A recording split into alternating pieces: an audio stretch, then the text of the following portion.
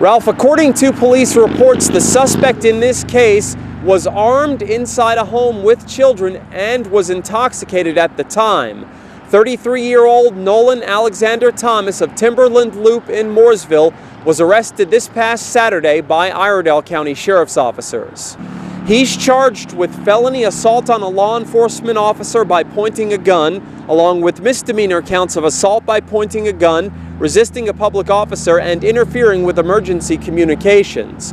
According to a news release issued yesterday, on Saturday, deputies with the Iredell County Sheriff's Office responded to 164 Timberland Loop in Mooresville in reference to a domestic dispute. A woman in the front yard told the deputies Nolan Thomas was drunk in the house with both of their young children and he was possibly armed with a firearm. Deputies attempted to make contact with Thomas, but he initially refused to come out of the residence. Thomas finally came out of the residence with a small child in his arms and pointed a gun at the responding deputies, according to the news release, and then pointed the gun at the child he was holding and then went back into the residence.